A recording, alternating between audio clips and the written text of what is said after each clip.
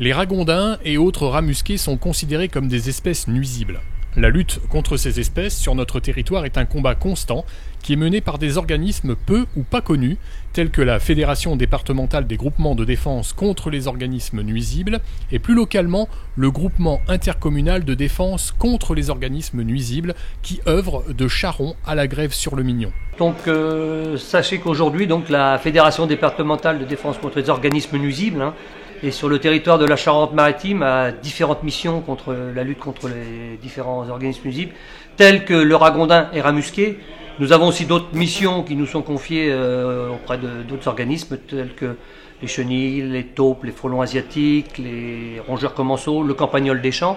Mais notre mission principale, via l'arrêté préfectoral, reste quand même la lutte contre les rongeurs aquatiques nuisibles, ragondins et rats musqués, qui occupe 80% de notre temps au niveau du département de la Charente-Maritime. Les ragondins pourraient être acceptés au sein du marais s'ils n'étaient pas à l'origine de nombreux dégâts et de maladies transmissibles à l'homme et aux animaux. Dégâts au niveau des cultures déjà, au niveau agricole, au niveau environnemental, le fait de dégradation des berges, dégradation de fossés aussi, et ainsi que des voiries, le fait d'avoir des fortes populations de ragondins.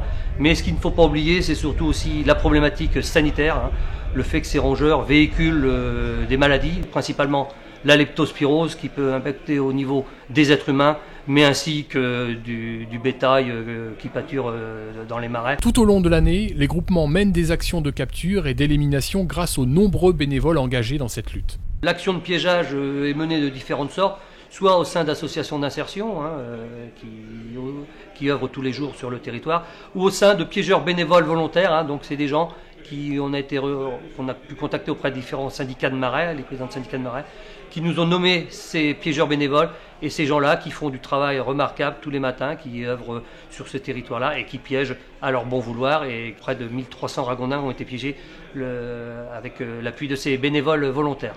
Autre lutte possible contre ces rongeurs aquatiques nuisibles, c'est la mise en place du tir au fusil.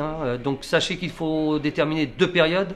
La période de chasse, pendant cette période-là, le ragondin est un gibier, donc de l'ouverture de la chasse jusqu'à la fermeture, l'animal est gibier. Cependant, de 1er mars jusqu'à l'ouverture générale de la chasse, donc là on arrive en période de destruction, et là le ragondin devient nuisible, et donc qui est confié à la FDGDON de mettre en place les luttes nécessaires.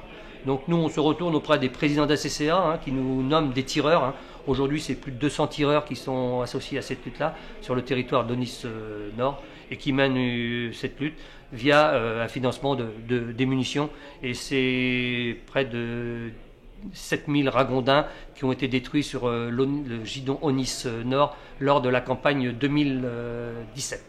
Mais la chasse a un prix. L'année dernière, 170 000 € ont été attribués par le conseil départemental au FGDON.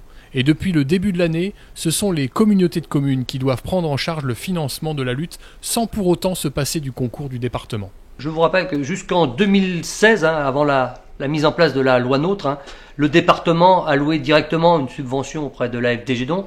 Le fait de cette nouvelle mise en place de cette loi NOTRe fait qu'aujourd'hui, ce sont donc les communautés de communes, EPCI, qui ont les compétences. Et donc c'est auprès d'elles que nous, en tant qu'FDGDON, nous devons venir leur présenter nos travaux qu'on peut réaliser sur leur territoire. Et après, d'amener ce financement nécessaire pour la continuité de la lutte, sachant que l'ensemble du financement de ces luttes, le département amènera 30% de ce financement en appui des aides que la communauté de communes pourra nous amener au niveau de notre structure. Tous les experts s'accordent à dire qu'il est impossible d'éradiquer le ragondin et donc que l'on est condamné à réguler et seulement réguler sa population pour en limiter les dégâts. Enfin, pour moi, le ragondin, on ne l'arrêtera pas. Si peu, l'an dernier, on en avait beaucoup. Cette année, apparemment, il y en a eu un petit peu moins. Mais là, maintenant, ça y est, il en est vu, il en est pris. Il a dit, tiens bon, ça revient toujours.